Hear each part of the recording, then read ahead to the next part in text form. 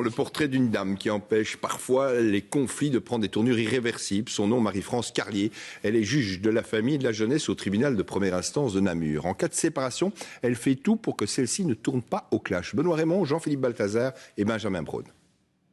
L'expérience pilote lancée par la juge devait être testée 6 mois et ça dure maintenant depuis 10 ans. Marie-France Carlier ne se contente plus de trancher dans le vif. Face à des parents qui se déchirent, elle préfère arrondir les angles et renouer le dialogue.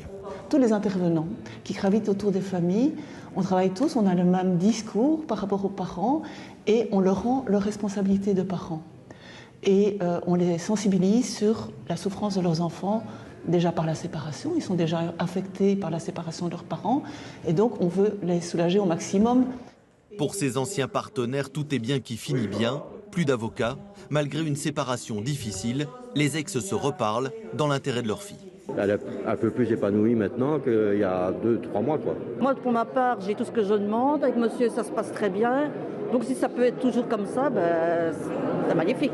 Dans cet arrondissement judiciaire, le tribunal de la famille traite une 60aine de dossiers chaque semaine. Mais dans le bureau de la juge, les accords se succèdent.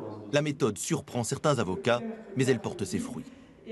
Si on veut se donner la peine de rentrer dans le processus, de bien expliquer le cheminement aux parents, franchement, ça porte ses fruits. Je pense que c'est beaucoup mieux parce que quand un juge tranche, forcément, il y a toujours une partie qui n'est pas d'accord et parfois même les deux parties ne sont pas tout à fait satisfaites du jugement qui est rendu. Avec des conséquences sur la vie de famille des deux côtés, les enfants? Surtout les enfants, oui, principalement. Une nouvelle manière de rendre la justice avec du franc-parler, plus accessible aussi, de quoi simplifier les rapports de force entre la juge et les justiciables. On constate aussi que s'il y a un consensus entre les parents, avec les avocats et le juge, qu'on respecte plus ces accords que quand on est dans un conflit. Et donc ça aussi, c'est important de voir les conséquences de cette procédure. Une extension de l'expérience ailleurs dans le pays doit désormais être discutée au sein du collège des procureurs généraux.